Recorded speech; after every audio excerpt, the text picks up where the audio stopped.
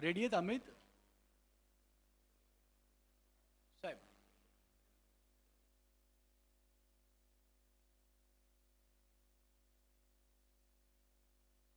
जय महाराष्ट्र. करूया सुरू. कसं वाटतं सगळ्यांना? आणि आत्ता तुम्ही सगळे उमेदवार आहेत. हां, ती आजाची गाडी, ती कॉन्टेस्ट ती इथे ठेवली. कसं वाटतं सगळ्यांना? आत्ता सगळे उमेदवार आहात. 16 तारखेला परत जिंकून नगरसेवक बनून यायचं आहे. मला वाटतं एक छान समीकरण आपलं जुळलेलं आहे.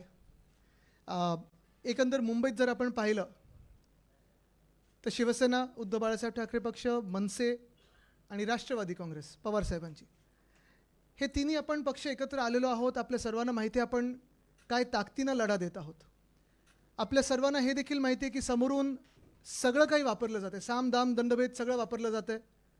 आणि मी हे नेहमी सांगतो की तन मन धन ह्या लढाईमध्ये तन आणि मन आपल्याकडे आहे, धन हे सगळं त्यांच्याकडे. आणि अर्थात त्यांच्याकडे असल्यानंतर तो वापर तो होणार आहे. आपल्या सर्वांना माहिती आहे ते कसे काय काय वाटप त्याचं चालू आहे. मग कुठे ताटं वाटत आहेत, कुठे वाट्या देत आहेत, कुठे काय पैसे देत आहेत, हे सगळं चालू राहणार.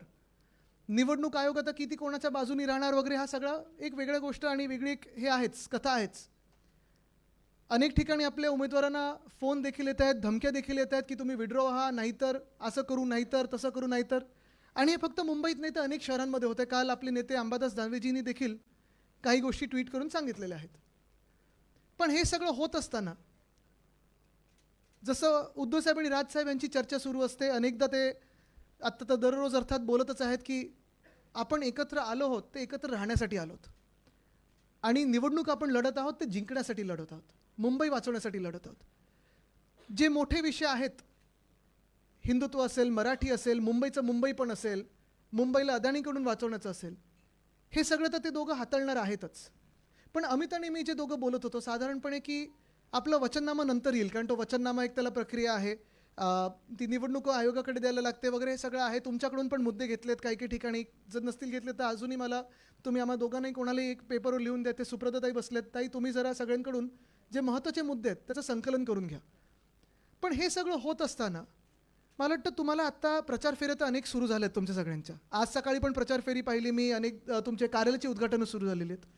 आणि तुम्ही जेव्हा घरोघरी जाल तेव्हा तुम्हाला प्रश्न तर विचारले जातील, तुम्ही कशासाठी उभे राहताय. अर्थात कशासाठी उभे राहतोय, आम्ही मुंबईचं मुंबई पण आहे, मुंबई मराठी माणसाच्या हातात राहिली पाहिजे, मुंबईकर हा कोणासमोर झुकला नाही पाहिजे, दिल्लीसमोर तर झुकलाच नाही पाहिजे, हे तर लढत आहोतच. पण आम्ही दोघांनी जरा एक 15-16 गोष्टी काढलेल्या आहेत ज्या तुम्ही आत्तापासून सुरू करू शकता की हे आमच्या मनातली इच्छा आहे, आमचं स्वप्न आहे आणि हा शब्द ठाकरेंचा आहे, तो आपल्याला लोकांसमोर न्यायचा आहे. त्या 15-16 गोष्टी आहेत त्या मी तुमच्यासमोर करत आहे. हे एक वर्कशॉप समजा. हा वचननामा बिलकुल नाही, वचननामा अजून आपला नीट येणार आहे. पण ह्या वर्कशॉपमध्ये मला जाणून घ्यायचं आहे की हे आपण जे करत आहोत हे शेवटाला मी तुम्हाला विचारणार हे पटतंय का आणि आवडतंय का, कारण हे आपल्याला लोकांसमोर न्यायचं आहे. आणि राजेश थोडा खालती उतर ना, मागच्यानं दिसत नाही. हां ठीक आहे ठीक आहे.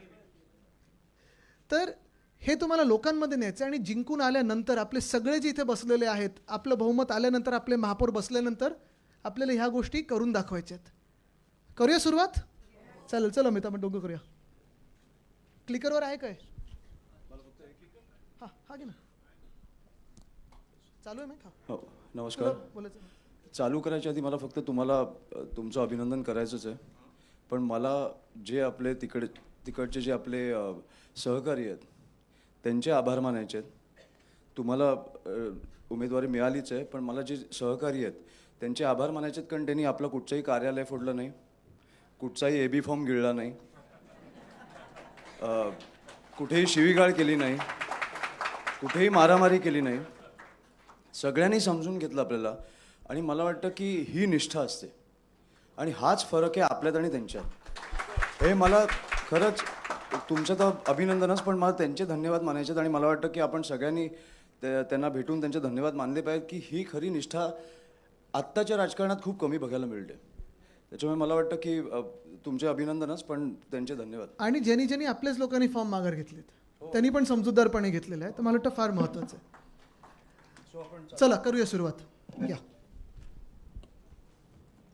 लाईट जरा कमी केलं तर मला तुमच्या चॅनल्सवर येते काय हे LED दिसतंय ठीक आहे हा जरा लाईट बंद हे जे फोकस आहेत ना आमच्या मॅक्सिमम गोष्टी आदित्यजीच मांडतील. नाही आम्ही मी मध्ये दोघं मध्ये- खूप चर्चा करून म्हणून थोडा उशीर झाला शेवटेला पण आम्ही चर्चा नाही पण करतो मी जसं तुम्हाला घरी बोललो तुम्हाला जसं समजवता येतं तसं मला करूया समजवता नाही. हो. दोघं करू अमित थोडा जास्ती हंबल आहे म्हणून नम्रपणे चलो सुरू करूया.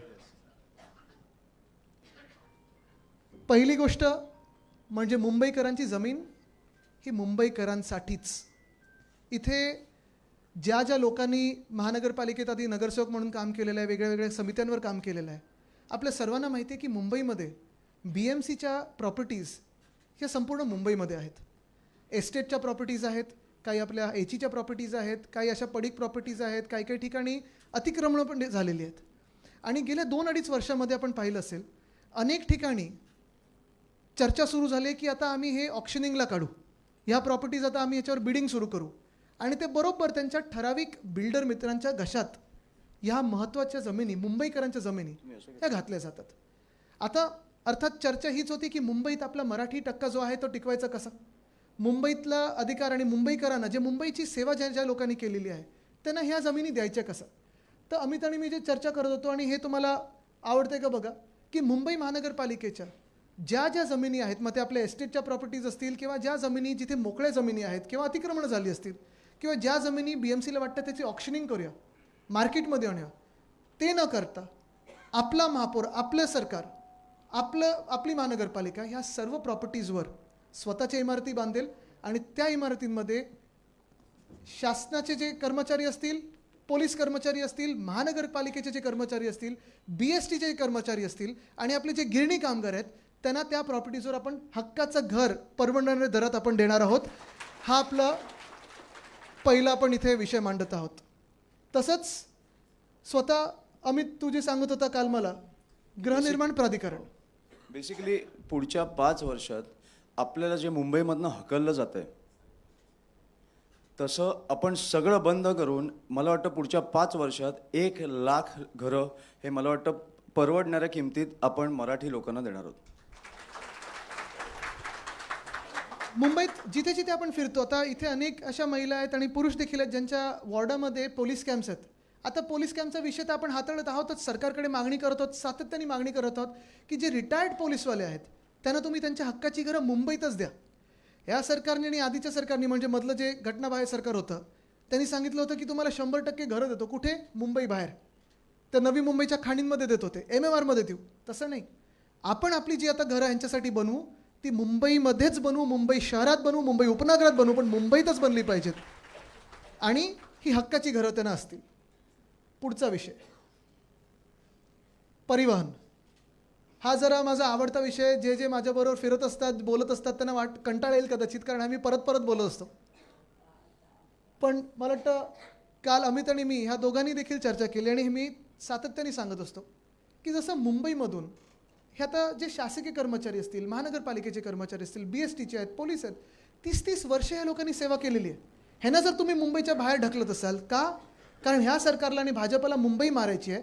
तसं दुसरं मुंबई मारण्याचं माध्यम काय तर आपण सामान्य जे नागरिक आहोत सामान्य मुंबईकर असतील त्यांना तुम्ही कामावर जाण्यापासून रोका. आपलं जर तुम्ही मुंबई शहर पाहिलं त्याची आखणी पाहिली त्याच्यात साधारणपणे 60 ते 62 लाख लोक दररोज हे लोकल ट्रेन वापरतात. आपण जेव्हा मीडियम बसेस आणलेल्या अमित 35 लाख लोक मुंबईत दररोज BST वापरायला सुरू केलं होतं. पण आत्ता जी BSTची परिस्थिती झाली ती काय झाली आहे काल पण मी एक बोईवाड्यातून कार्यक्रमावरून येत असताना श्रद्धाताई तुमच्याच वॉर्डातून येत असताना इथे दादर प्लाझाच्या तिथे बघत होतो लांब लांब रांगा मुंबईकरांच्या महिला पुरुष दोन्ही घरी जायची वाट पाहतात का तर BSTच येत नाही BST येत नाही. तर आम्ही ठरवलेलं आहे की आपलं सरकार आल्यानंतर पुन्हा एकदा ही दरवाढ आहे ती तिप्पट केलेली आहे ती रद्द करून भाडं आपलं असेल ते ₹5 5 किलोमीटरसाठी 10 रुपये 10 किलोमीटरसाठी 15 रुपये 15 किलोमीटरसाठी आणि 20 रुपये 20 किलोमीटरसाठी फ्लॅट फेअर करून देणार.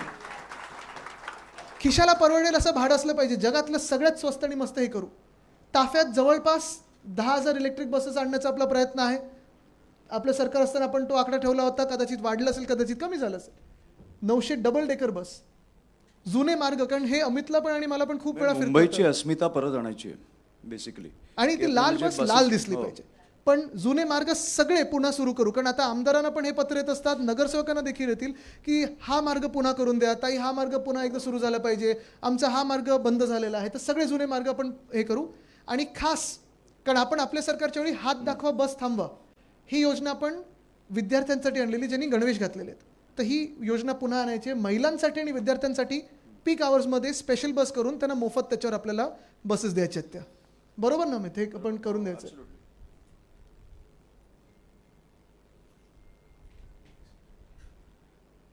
सार्वजनिक आरोग्य, मुंबई महानगरपालिका कदाचित एकमेव आहे जी स्वतःची 4 वैद्यकीय महाविद्यालय अजूनही चालवतं. आणि हे एकमेव नुसतं महाराष्ट्रात नाही तर देशात किंवा जगभरात असेल की मेडिकल कॉलेज स्वतःचे 4 असणारे ही एकमेव महानगरपालिका आहे, ज्याची आपण आखणी पाहिलेली आहे. पण आता तिथे थांबायचं नाही आहे. जे अमित आणि मी बोलत होतो, कारण अनेक तरुण विद्यार्थ्यांना मुंबईत सेवा करण्याची किंवा मुंबईत इंटर्नशिप करण्याची, मुंबईत पेशंटची सेवा करण्याची संधी पाहिजे असते. तर काल आम्ही ठरवलं होतं, काल आम्ही जरा अभ्यास केला म्हणजे पुढच्या मागच्या आठवड्यात, आणि 5 नवीन वैद्यकीय महाविद्यालय आपण मुंबईत आणायचे आहेत. शताब्दी आहे, गोवंडीचं शताब्दी कांदिवली आहे, MT अगरवाल आहे, भगवती आहे, राजवाडी आहे. ही 5 जे हॉस्पिटल आहेत, आत्ता गेल्या 2-2.5 वर्षात आम्ही पाहतोय सतत चर्चा सुरू आहे की ह्याला प्रायव्हेटाईज करणार. पण ही आपली आहेत, ह्या मुंबईकरांची आहेत, परवडणारी हॉस्पिटल असायला पाहिजेत. आणि जी आपली आहे, मुंबईकरांची आहेत, मुंबई महानगरपालिकेची, ती प्रायव्हेट हातात जायलाच कशाला पाहिजे. जगातले सर्वात चांगले सर्वोत्तम डॉक्टर्स हे आपल्या हॉस्पिटलमध्ये जोडलेले आहेत. मग आपली जी सेवा असते जवळपास सगळं मोफत आहे. ते हे 5 नवीन आपण मेडिकल कॉलेजेस सुरू करायचे आहेत. त्याचसोबत आपले स्वतःचे ॲम्ब्युलन्स सुरू करायचे, कारण आता 108 सेवा, मला माहीत नाही मुंबईत तुम्हाला दिसते का कुठे, मला तरी दिसली नाही एकसुद्धा, बंद पडल्यासारखीच आहे. बरोबर ना. तर आपल्याला आपली मुंबई महानगरपालिकेची ॲम्ब्युलन्स सेवा सुरू करायची. हेल्थ टू हे 24 तास सिनियर सिटीजनसाठी हेल्थ टू होम ही सेवा सुरू करायची. आणि अमित, तुला जे सांगायचं होतं ते नाही, हा विषय माझ्या खूप जवळचा आहे, कारण मी स्वानुभवातनं सांगतोय. महानगरपालिकेमार्फत आपण एक कॅन्सरचं रुग्णालय एक चालू केलं पाहिजे. कारण मला कळतं की ह्या आजारातनं जाताना पहिल्या काही दिवसात डिटेक्शन, जे आपल्याला लवकर डिटेक्ट करता येतं हा आजार, हे किती महत्त्वाचं असतं आणि ह्याच्याने किती जीव वाचू शकतात. कारण हा देशभर आणि देशभर नाही तर आय थिंक जगभर पसरतो आहे हा आजार. त्याच्यामुळे एक कॅन्सरचं रुग्णालय हे महानगरपालिकेचं असणार. आणि मला माहिती आहे की टाटा आणि असे अनेक रुग्णालय आहेत, पण ते कमी पडतात कुठेतरी. मला वाटतं की अशा आंतरराष्ट्रीय दर्जाचं, जिकडे अर्ली डिटेक्शन येतं आणि तुम्हाला सगळे तुमचे उपचार केले जातील, असं आपण एक रुग्णालय तयार करणार आहोत. पुढचा विषय आहे शिक्षणाचा. हा देखील ज्यांनी शिक्षण समितीवर काम केलं त्यांना मी किती हैराण केलं हे माहिती आहे.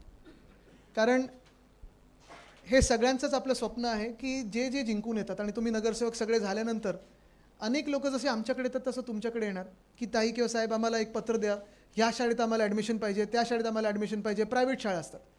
पण माझं जे स्वप्न होतं की हे सगळं आपल्या मुंबई महानगरपालिकेच्या शाळांसाठी झालं पाहिजे.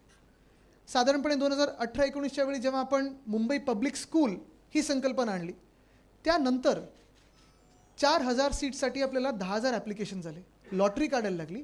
आणि आपल्याला माहिती आहे की मुंबई पब्लिक स्कूलसारख्या शाळा देशात नसतील अशा आपण करून दाखवलेल्या आहेत. मग त्याच्यात SSC बोर्ड आहे, IB आहे, IGCSE आहे, CBSE आहे आणि ICSE आहे. पण हे सगळं होत असताना मराठी अनिवार्य आहे. 3.25 लाख विद्यार्थी ह्या शाळेंमध्ये शिकतात. हे मला वाटतं GR पण उद्धवजींनीच काढलेला, हो, उद्धव आपल्या साहेबांनी वेळेस काढलेला. आणि ह्या शाळेंमध्ये तो पण आता मला वाटतं रद्द केला, तो रद्द केला, तो स्थगित केला ह्याने. आणि ह्या शाळेंमध्ये English, semi English, Hindi, Marathi, Gujarati, Urdu, Tamil, Telugu, Kannada ह्या सगळ्या भाषांमध्ये शिकवलं जातं.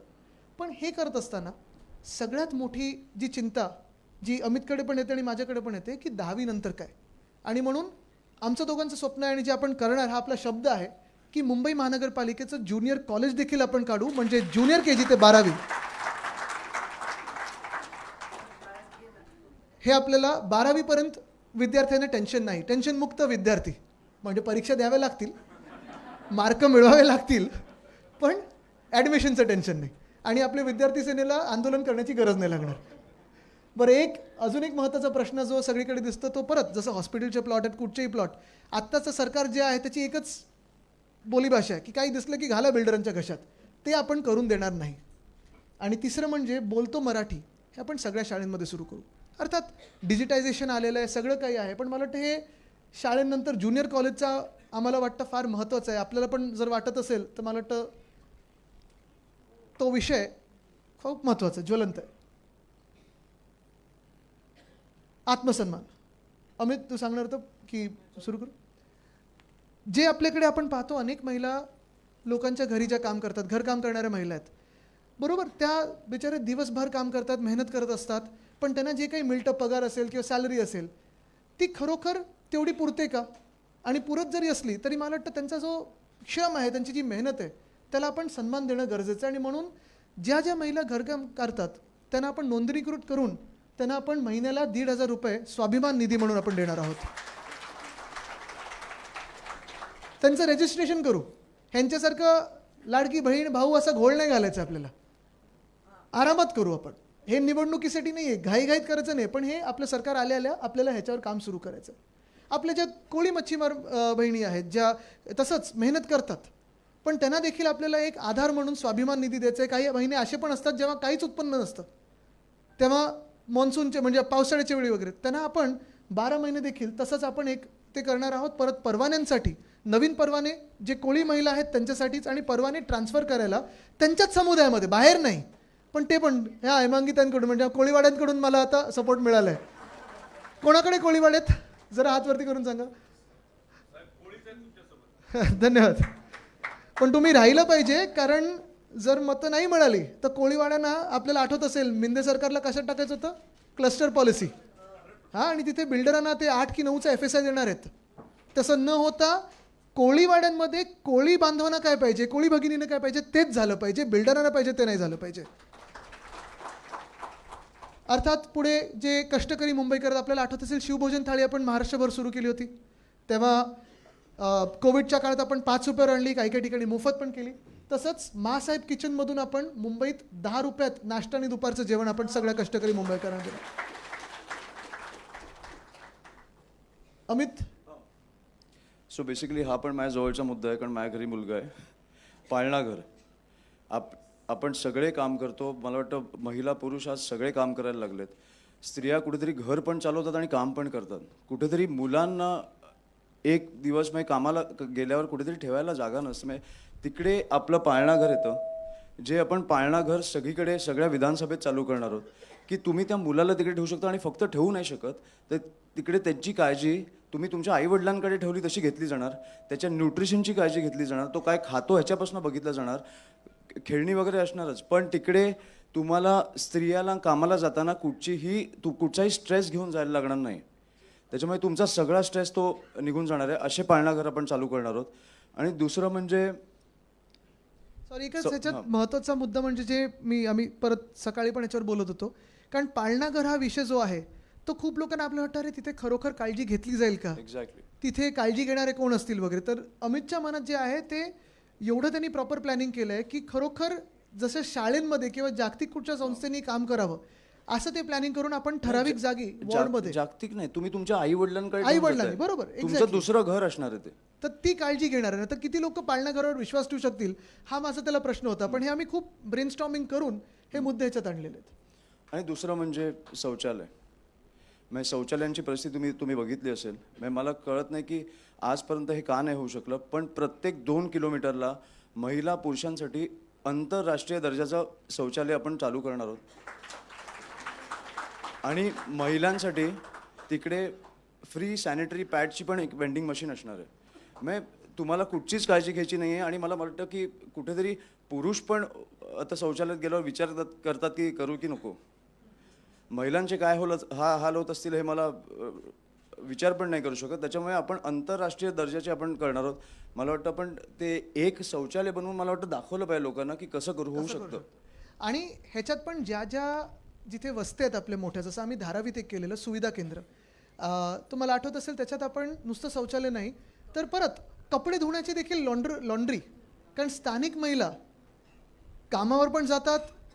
जसं अमितने सांगितलं, पाळणाघरची गरज एवढ्यासाठीच आहे, कारण ह्या काम करणाऱ्या महिला असतील किंवा पुरुष असतील, कधी कधी घरात दोघंही काम करायला जातात, मग पुरुषांना कुठे सोडायचं. तसंच आता आपण महासाहेब किचन ज्या करतोय, 10 रुपयात आपल्याला चांगला नाश्ता आणि दर्जेदार जेवण मिळणार आहे. पण लॉन्ड्री हा पण एक मोठा विषय असतो. कपडे धुवायचे कधी, कपडे कसे धुवायचे, किंवा वेळ तरी मिळतो का, त्या महिला थकून जातात. आणि ही सत्य परिस्थिती, किती आपण जेंडर इक्वालिटी वगैरे बोललो तरी हे काम जास्तीत जास्त घरांमध्ये महिलांवरच येतं. म्हणून ज्या ज्या ठिकाणी आपल्याला आपण ह्या टॉयलेट्स बांधू, जिथे आपल्याला जागा असेल थोडी जास्ती, तिथे लॉन्ड्रोमॅट पण करू, म्हणजे लॉन्ड्री पण करू, जेणेकरून एकदम कमी किमतीत, 1 रुपये किंवा 2 रुपयात आपण खऱ्या अर्थाने त्या महिलांचं सगळं जे काही ओझं आहे ते पूर्ण कमी करू शकू. पुढे जाऊया. प्रत्येकाला सुरक्षित पार्किंग. अमित, पार्किंग आमचं हेच चाललं होतं. खूप गंभीर विषय. म्हणजे किती गमतीदार विषय असेल तरी गंभीर विषय आहेच. आता जसं माझ्या मतदारसंघात GK मार्गचं आम्ही ते रुंदीकरणचं तिथे आलं, पार्किंग होतं सगळीकडे, सगळे रस्ते तुम्ही पाहाल तर पार्किंग आपल्याला रस्त्यावरच करायला लागतं. आणि ही परिस्थिती काय आहे तर 2 गोष्टी झाल्यात. एक, जिथे जिथे BMCचं पार्किंग आहे आत्ता, तिथे मागच्या 2 वर्षामध्ये कॉन्ट्रॅक्टर लावलेत आणि भाडी सुरू केलेत.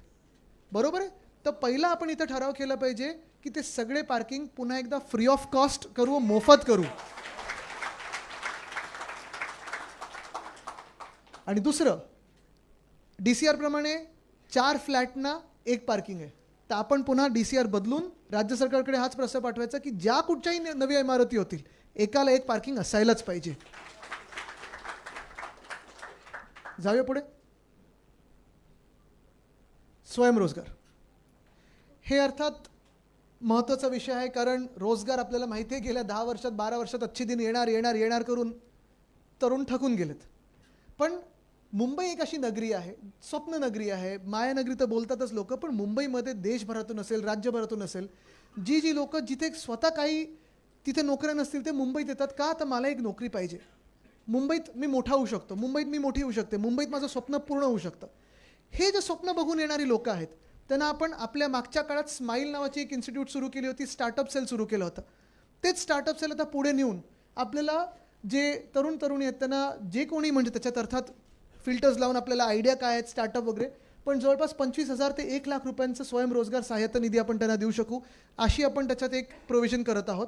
आणि दुसरा विषय म्हणजे आत्ता घरी तुमच्या काही असतं, पार्टी वगैरे असते किंवा घरी कोण जेवायला येतं, स्विगी, झोमॅटो, ब्लिंकिट किती लोक करतात, आपण तर करतोच.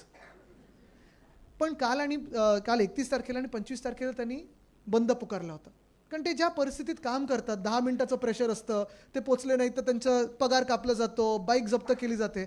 हे सगळं न होता मला वाटतं अखिल तुम्ही पण हा विषय गिग वर्कर्सचा आम्हाला अधिवेशनात घ्यायला सांगितलं होतं.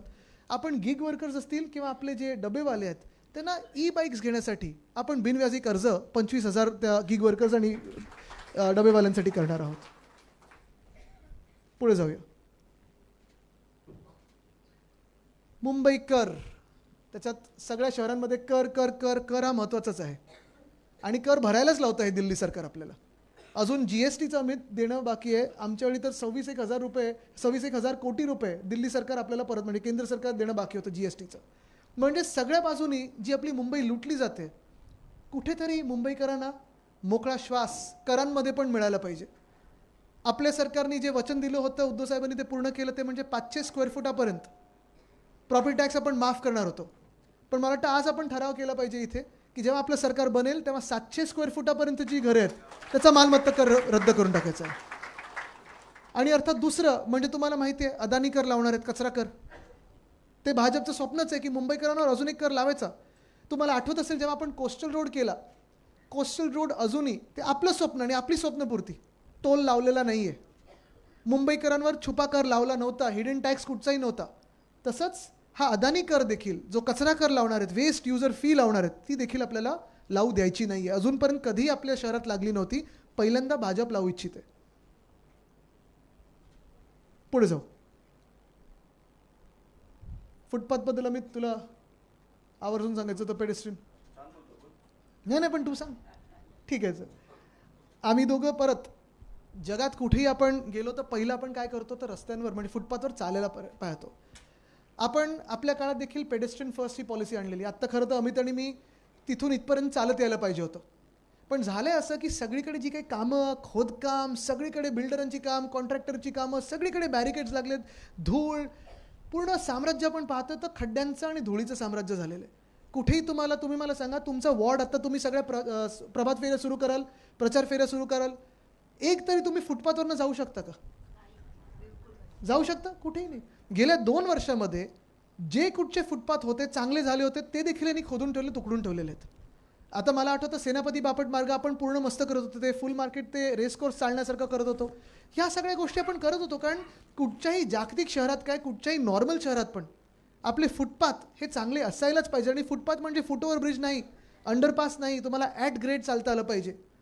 तेच आपण ठरवलेलं आहे की फुटपाथमध्ये चालत असताना जे कुठचे अडथळे असतील ते अडथळे काढून फुटपाथ पेवर ब्लॉक फ्री करून आपण मुंबईकरांना चांगले फुटपाथ देणार आहोत. हे मला वाटतं पहिलं हट्टाने मी काम करून घेणार आहे. जे कोण इथे महापौर बनतील त्यांनी ऐकून घ्या. हे आम्ही दोघं येऊन हट्टाने तुमच्याकडून करून घेणार, कारण हे पेडेस्ट्रियन फर्स्ट मला वाटतं हे खूप महत्त्वाचं आहे. आणि अर्थात दुसरं म्हणजे आपण पाहतो तर शब्दांचा खेळ होऊन महालक्ष्मी मला वाटतं सगळेच मुद्दे हट्टानीच हट्टाने करून घ्यायचे. नाही, मला वाटतं हट्ट करायला लागणारच नाहीये. शेवटी कसं आहे की तुम्ही नगरसेवक झाला म्हणजे मी नगरसेवक झालो, हे आमदारच आहेत. तर तुम्ही नगरसेवक झाला म्हणजे मी नगरसेवक झालो. आपल्याला 5 वर्षात एक उत्तम शहर सोडायचं आहे. त्याच्यामुळे ह्याच्या पुढे आपल्याला प्रचार करायला नाही लागला पाहिजे, असं शहर आपल्याला त्यांना द्यायचं, मुंबईकरांना द्यायचं.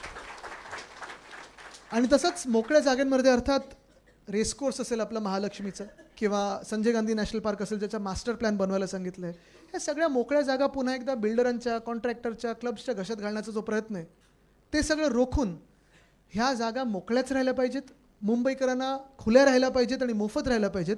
हे आपल्याला काम महत्त्वाचं मला वाटतं करायचं आहे. पुढे जाऊ. मोकळा श्वास. किती लोकांना सर्दी खोकला झाला जरा हात वरती करा. अरे तुम्ही आधी सांगितलं असतं आम्ही मास्क घालून आलो असतो.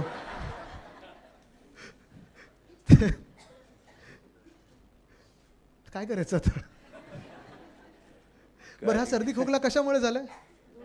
जे काय करायचं आपणच करायचं आता. पण हा महत्त्वाचा विषय पुन्हा एकदा तुम्हाला सांगतो. आपण दिल्लीबद्दल बोलतोय. अर्थात दिल्लीमध्ये AQI मुख्यमंत्र्यांना वाटतं टेम्परेचर आहे. त्यांना पहिले AIQ बोलत होत्या, मग AQI झालं, हे सगळं झालं. पण ही गमतीचा जरी भाग सोडला तरी परवा IQ कमी असल्यामुळे तशा गोष्टी होतात. पण ते आपले ऐकू नाही आलं असून. पण हे जरी गमतीचा भाग जरी सोडलात तरी महत्त्वाची गोष्ट हीच आहे की मुंबई असेल, पुणे असेल, ठाणे असेल, नाशिक असेल, सगळीकडेच आपण पाहतोय धुळीचं साम्राज्य, फॉग, स्मॉग हे सगळीकडे दिसायला लागले. काल सकाळी 5:30 वाजता पाऊस झालाय. महिना कुठचा झालोय? जानेवारी. आता हे वातावरणीय बदल, पर्यावरणाचा धोका, हे तसं पाहायला गेलं तर अमित, आपण एकत्र यायच्या आधी पण आपण दोघं आपल्या आपल्या मार्गाने बोलतच होतो. तू पण बीच क्लीनअप करत होता, मी पण करत होतो. झाडं लावण्याचा विषय असेल, कांदळवनाचा विषय असेल. मला वाटतं तसं ठाकरे परिवार. नाही पण आदित्य, मला सगळ्यात जास्त भीती काय वाटते माहिती आहे का? आता तू तपोवनला जाऊन आला, हो, निवडणुकीच्या तोंडावर एवढा तिकडे विरोध असताना तपोवनमध्ये 1500 का काहीतरी झाडं कापणार आहेत, सगळे लोक बोलतात तिकडची, आणि तिकडचा एक जबाबदार मंत्री येऊन बोलतो की आम्ही कापणार. हा जो माज आहे ना, हा आपल्याला काढायचा आहे कुठेतरी. माज कापायचं, माज काढायचा आहे कुठेतरी, की तुम्ही लोकांचं ऐकत नाही आहे, तुम्ही झाडं कापताय, तुम्ही काय आता कोणाला देणार आहेत आपल्याला माहितीच आहे ती जमीन अडाणींना. सो त्याच्यामुळे ह्या गोष्टी आहेत ना, हा जो घमंड आहे ना त्यांचा, तो तोडायचा आहे आपल्याला. बरोबर. आणि हे करत असताना गेले 2-2.5 वर्ष मी सातत्याने सोशल मीडियावर स्वतः अधिवेशनात पण, मुख्यमंत्र्यांना पण सांगितलेलं आहे की तुम्हाला बाकी काही करायचं नाही आहे. जर तुम्हाला प्रदूषण मुंबईत कमी करायचं असेल तर आपल्या सरकारच्या वेळी मुंबई पर्यावरण किंवा मुंबई क्लायमेट ॲक्शन प्लॅन, कृती आराखडा जो आपण बनवला होता, ते जरा चाळून पहा. त्याच्यात शॉर्ट टर्ममध्ये, मीडियम टर्म आणि लॉंग टर्ममध्ये काय काय करायचं नाही हे आपण तयार केलेलं आहे. मुंबईकरांना, लाखो मुंबईकरांना विचारलेलं आहे, संस्थांना विचारलेलं आहे, अभ्यास केलेला आहे. तसंच नाशिक क्लायमेट ॲक्शन प्लॅन केलं आहे, सोलापूरचं केलं आहे, पुण्याचं केलं आहे. कारण माझं स्वप्न होतं की 2040पर्यंत महाराष्ट्रातली 40 शहरं त्यांना नेट झिरोला न्यायचं आहे क्लायमेट ॲक्शनमध्ये, कार्बन याच्यात. पण पुन्हा एकदा जेव्हा आपलं सरकार येईल तेव्हा अर्थात इलेक्ट्रिक बस असेल, पब्लिक ट्रान्सपोर्ट असेल, कांदळवन वाचवणं असेल, जे आपण अमित 11 महिन्यामध्ये 15,500 हेक्टर आपण मॅनग्रोव्ज वाचवले होते आपल्या सरकारच्या वेळी. अशा काही काही गोष्टी ह्याच्यानेच AQIला नियंत्रण होणार. हे जे काही फवारणी वगैरे करतात ना, कधी वाटलं डीप क्लीन सुरू, हा असं नाही होत. ह्याला एक पूर्ण आराखडा आपण बनवला होता, तो मुंबई क्लायमेट ॲक्शन प्लॅन. कारण हा मोकळा श्वास हा फक्त आपल्याला नाही तर मुंबईत जे कोणी येतं, 1 दिवसासाठी पण येतं, ते पण सांगतात अरे मला सर्दी झाली. आम्ही तर रोज ॲलिग्रा वगैरे घेऊन जगतोय. पण मुंबई असेल, दिल्ली असेल, कुठे ना कुठेतरी आपल्याला पर्यावरणाचा विचार हा करायला लागेल. कुठचंही चांगलं शहर जिथे तरुण तरुणी जातात, नोकऱ्यांसाठी जातात, नवीन गुंतवणूक जाते, ते शहराचा दर्जा काय आहे, मोकळ्या जागा आहेत का, शाळा चांगल्या आहेत का, आरोग्य सुविधा कशी आहे, फुटपाथ कसे आहेत, हवामान कसं आहे, हे पाहून जातात. आणि हे जर करायचं असेल तर आपल्याला जी आपली पंचतंतू आहेत, पंचमहाभूत आहेत, ते वाचवण्यासाठी पुन्हा एकदा आपल्याला मुंबई क्लायमेट ॲक्शन प्लॅन हे आपल्याला आणायला लागेल. तर AQI असेल आणि दुसरी माझं म्हणणं आहे, हे एका दिवसात नाही होणार. हे काम आहे. सो माझं म्हणणं आहे, हे आपल्यासाठी नाही करत होत आपण. आपल्याला त्याचा फरक पण नाही पडत. आपण जस्ट खोकतो, सर्दी खोकला सगळं होतं, आपण गोळ्या घेऊन शांत बसतो. मला वाटतं आपल्या पुढच्या पिढीसाठी आपण हे केलं पाहिजे. कारण हे एका दिवसात होणारं काम नाही आहे. आदित्यजींचं जे आहे ते 2040चा आपला टार्गेट आहे. बरोबर, पण सुरू केलं पाहिजे. सुरू केलं पाहिजे. आणि दुसरं म्हणजे तुम्ही पाहाल, आत्ता पण त्यांनी जो मास्टर प्लॅन केला संजय गांधी नॅशनल पार्कचा, येऊर वगैरे जे मंत्र्यांचे बंगलेत ते वाचवण्यासाठी असेल, किंवा सगळ्यात महत्त्वाचं म्हणजे आता जे उठसूट कन्स्ट्रक्शन चालू आहे, कुठेही आपण विकासाची कामं थांबवणार नाही, पण जिथे धुळीचं साम्राज्य आहे किंवा जे काही कन्स्ट्रक्शन आहे त्याला कन्स्ट्रक्शन मॅनेजमेंट प्रोग्राम एक आपल्याला सुरू करायला लागेल की तुम्ही कसं ते करू शकता, कशी धूळ उडणार नाही, हे सगळं आपल्याला पाहणं गरजेचं आहे. पुढे जाऊया. आर्थिक राजधानी, इन्फ्रास्ट्रक्चर. कारण आता काय आहे की ह्यांच्या वचननाम्यामध्ये खूप मोठ्या मोठ्या घोषणा येणार आहेत. आम्ही इथून बोगदा करू, वरतून फ्लायओव्हर करू, ह्याचं चौपदरीकरण करू, समुद्रातून रस्ता काढू वगैरे सगळं काही आहे. पण हेच लोक, हेच भाजपा मुंबई मारून पुन्हा एकदा तिसरी मुंबई आता आम्ही करू, चौथी मुंबई आम्ही करू, ह्या सगळ्या घोषणा करणार. आणि तिथे जिथे तिसरी मुंबई चौथी मुंबई आहे ती त्यांच्या आवडत्या टोळींनी जमिनी घेऊन ठेवल्यात. म्हणजे फायदा त्यांचा आणि नंतर फायदा भाजपचा, नंतर फायदा त्यांच्या कॉन्ट्रॅक्टर्सचा. पण आपली जी मुंबई आहे, मुंबादेवीची जी मुंबई आहे, मुंबईकरांची जी मुंबई आहे, त्याची काळजी कोण घेणार? आणि म्हणून आम्ही ठरवलेलं आहे की मुंबईचा पुनर्शोध, रिइन्व्हेंटिंग मुंबई. जवळपास पहिली गोष्ट म्हणजे BPTमध्ये 1800 एकर जागा ही आपली आहे, मुंबईची आहे. आणि ह्या जागेवर अधिकार कोण गाजवते? तर केंद्र सरकार गाजवते, BPT गाजवते, जे दिल्लीत बसले. काय संबंध त्यांचा? तर 1800 एकरवर पुन्हा एकदा आपण आपला अधिकार तिथे मांडणार, ती जागा आपल्याकडे घेणार. म्हणजे घेणारच, मग कुठचीही ती लढाई असो, मग ती कोर्टात असो की कुठे रस्त्यावर असो, ती जागा घेतल्यानंतर त्या BPTमध्ये जे शिवडी आपलं BDD पासून सगळे जे जे लोक तिथे राहतात कुलाब्यापर्यंत 1800 एकरमध्ये, त्यांचा आपल्याला पुनर्विकास पहिला करायला लागणार. त्यांना चांगली दर्जेदार घरं द्यायला लागणार, तिथे मोकळी मैदानं करायला लागणार. तिथे आपण गिफ्ट सिटीसारखं, जसं गुजरातला त्यांनी गिफ्ट सिटी नेलं ना, तसंच आपल्याला इथे देखील इंटरनॅशनल फायनान्शियल सर्व्हिसेस सेंटर आणायला लागणार, आर्थिक केंद्र. तरच आपण ह्या मुंबईला पुढे बळ देऊ शकतो, ताकद देऊ शकतो. बरं, तिथे रस्ते बनलेले आहेत, रेल रोड बनलेला आहे.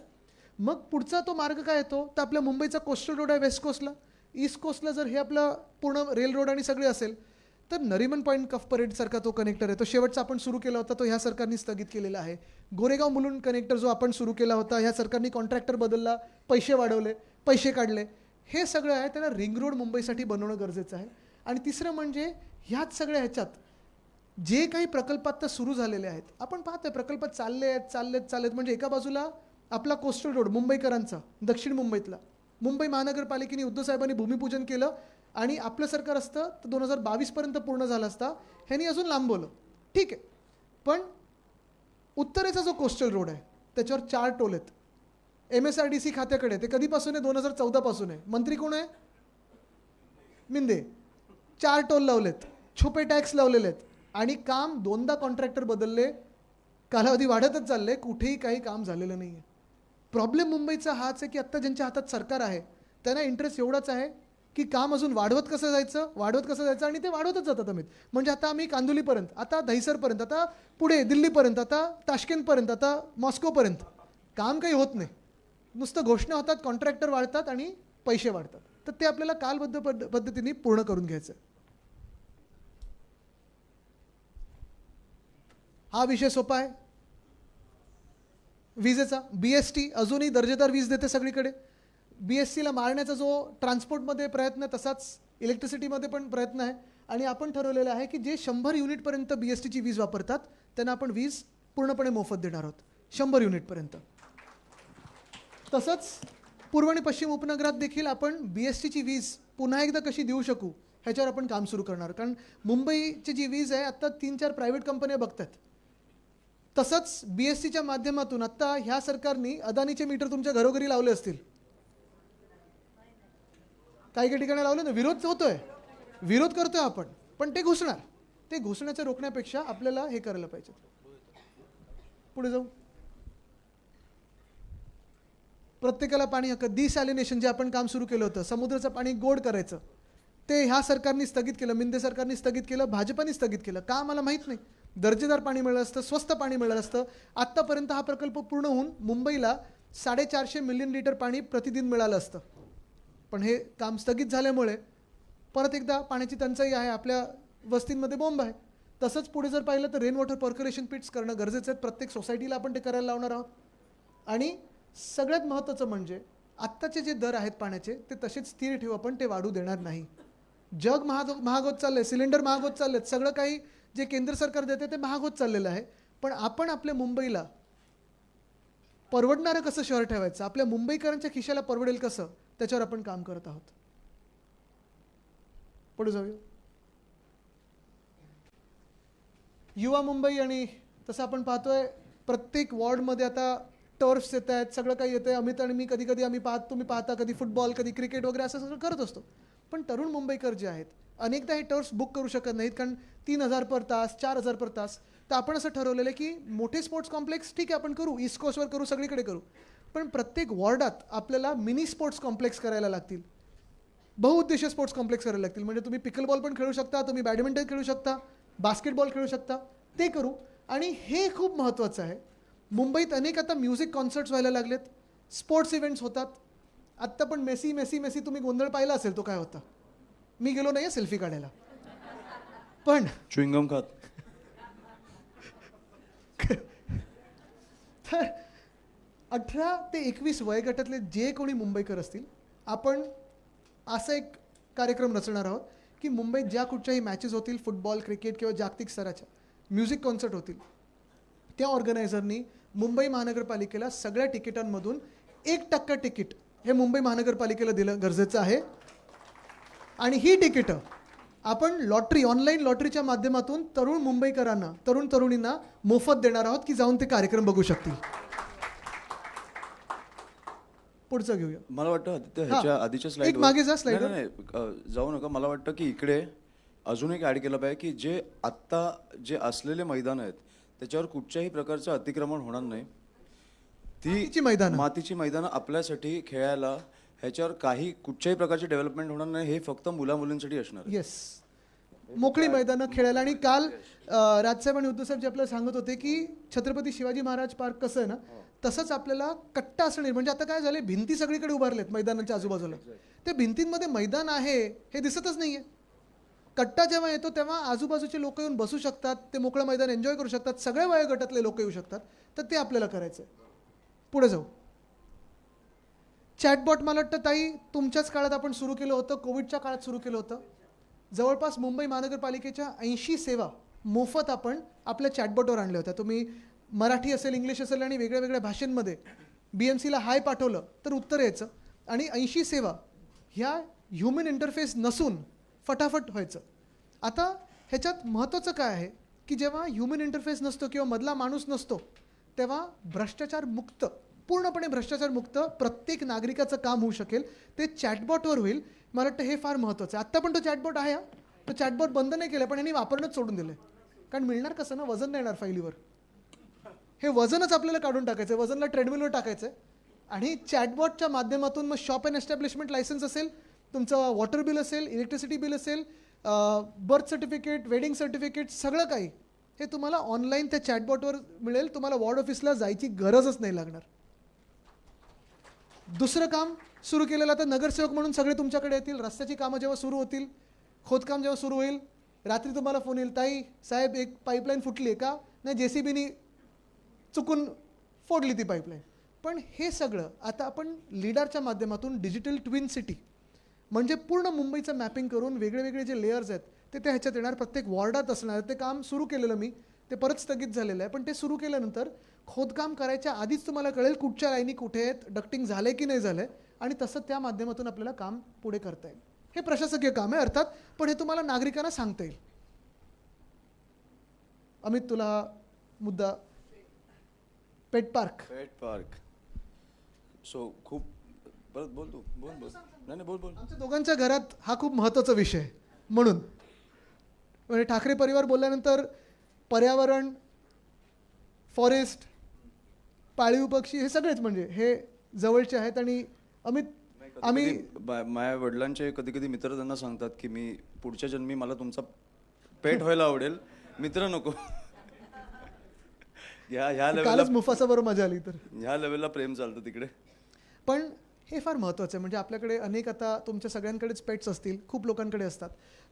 2-3 गोष्टी आहेत. एक, आत्ता स्ट्रे डॉग्सवरनं पण खूप मोठा विषय चालला होता सगळीकडे, माहिती आहे. आत्ता सुप्रीम कोर्टाची ऑर्डर आली, मग आता एकच शेल्टर आहे BMCचं. कारण पहिला हा विचारच झाला नव्हता की पाळीव किंवा आपले रस्त्यावर जे असतात त्यांच्यासाठी आपल्याला काय करायचं आहे. नाही पण आदित्य, ह्या ऑर्डर झाल्या तरी ह्या होणार नाहीत, ह्या होऊन देणार नाहीत लोक रस्त्यावर बरोबर. उतरून.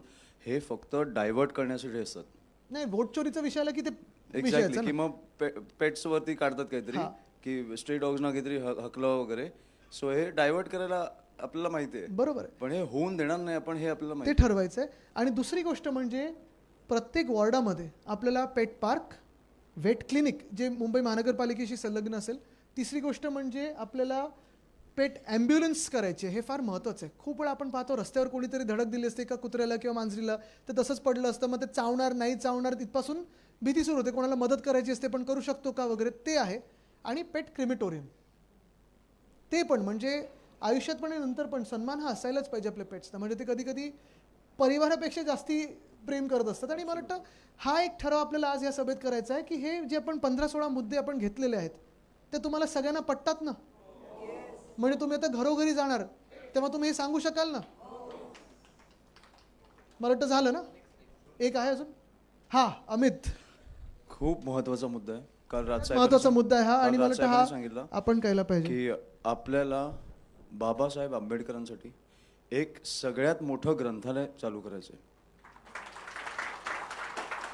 जी करून खरी बाबासाहेब आंबेडकरांना श्रद्धांजली असणार आहे. कारण साहेब नेहमी बोलतात की जो माणूस असतो, जे महापुरुष असतात ते त्यांच्या कामाने ओळखले गेले पाहिजेत.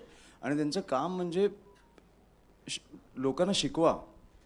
त्याच्यामुळे आंतरराष्ट्रीय दर्जाचं एक ग्रंथालय चालू करणार, आणि जेणेकरून जगातली लोक हे ग्रंथालय बघायला येणार. सगळी पुस्तकं इकडे तुमच्यासाठी उपलब्ध असणार आहेत. त्याच्यामुळे हे एक आपलं स्वप्न आहे जे आपल्याला चालू करायचं आहे. मला वाटतं ह्याच्यात एक फार महत्त्वाचं जे राजसाहेब पण सांगत होते आणि काल आपण चर्चा करत होतो की कुठच्याही समाजाला पुढे न्यायचं असेल तर शिक्षण हे फार महत्त्वाचं आहे. आणि महामानव डॉक्टर बाबासाहेबांनी काय आपल्याला हे दिलं की एक तर त्यांचं स्वतःचं वाचन, त्यांचा अभ्यास, त्यांची पूर्ण कारकीर्द पाहिली तर त्यांच्यात सगळ्यात महत्त्वाचं म्हणजे शिक्षण हा खूप एक मोठा बेस होता. आणि ते होत असताना आपल्याला भारतीय नागरिक म्हणून ओळख जर द्यायची असेल, जातपात, धर्म, भाषा, प्रांत ह्याच्या पुढे जाऊन आपले अधिकार काय आहेत, आपलं कर्तव्य काय, हे जर आपल्याला ओळखून घ्यायचं असेल आणि देशाला पुढे न्यायचं असेल, समाजाला पुढे न्यायचं असेल, तर आपल्याला शिक्षण हे फार महत्त्वाचं. आणि शिक्षण येतं वाचून. म्हणजे आपले पंजोबा पण आपल्याला म्हणजे आजाला नेहमी सांगायचे आणि आपल्या घरात होतं वाचाल तर वाचाल. तर ते वाचन आणि ही लायब्ररी जी आपण करू, ग्रंथालय करू, ते खरोखर जगातलं सर्वात मोठं असेल आणि ती खरी श्रद्धांजली असेल, ती खरी आपली आदरांजली असेल. हा शब्द आहे ठाकरेंचा.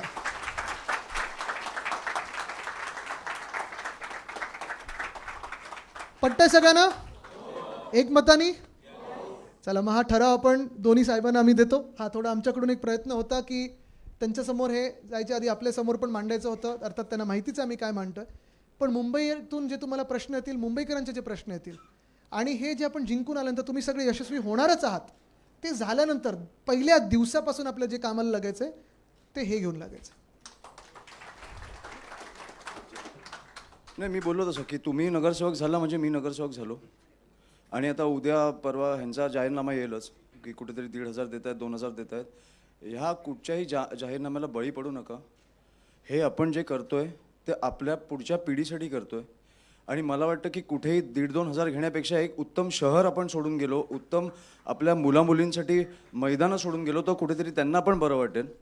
त्याच्यामुळे मला वाटतं की आपण ह्या कुठच्याही भूलचुकांना तुम्ही बळी पडू नका की काहीही करतील ते, उद्या काही येईल. पण मला वाटतं की कुठेतरी जसं एक हे होतं की मी ब्लँक झालो होतं सध्या. पण जस्ट मी तुम्हाला सांगतो की आपल्याला 16 तारखेला मोठा जल्लोष करायचा आहे. आणि जल्लोषाच्या पहिल्या दिवसापासून कामाला लागायचं.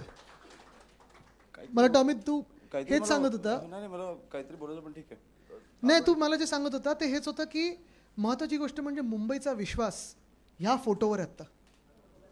आणि मला गाडीत मला वाटतं अमित हेच सांगत होता की आम्ही दोघं पण कार्यकर्ते आहोत. आम्ही दोघं पण ठीक आहे, नेते वगैरे हे सगळं जरी पद असली तरी बोललो तसं कार्यकर्ते की आहोत. तुम्ही निवडून आला म्हणजे आम्ही निवडून आलोय. आणि शेवटी आपण शब्द जो देतोय तो ठाकरेंचा शब्द आहे, लोकांना जो देतोय. त्याच्यामुळे आपण उत्तम एक शहर 5 वर्षांनी लोकांना देणार आहोत, ही आपली गॅरंटी आहे. धन्यवाद. जय हिंद, जय महाराष्ट्र, वंदे मातरम. आपले सगळे जे उमेदवार आहेत त्यांनी कृपा करून बसूनच घ्या. आता उद्धव साहेब तुम्हाला बोलायला येणार, तेव्हा प्रेस थोडी बाहेर असेल, तुमच्याशी 1-on-1 संवाद आहे, ह्याच्यानंतर करणार. दोघांचा आम्ही इथे बसतो म्हणजे सगळ्यांबरोबर फोटो होईल. आणि ते कॅमेरे पण तसेच राहू द्या म्हणजे तुमचा पण आमच्यासोबत फोटो होईल.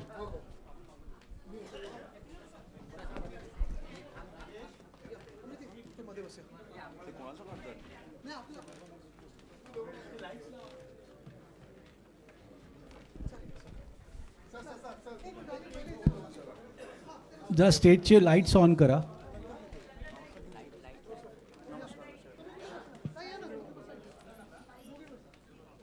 या मग.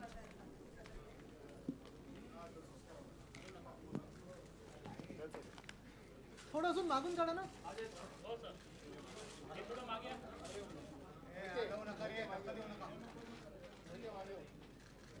सगळ्यांनी व्ही करा.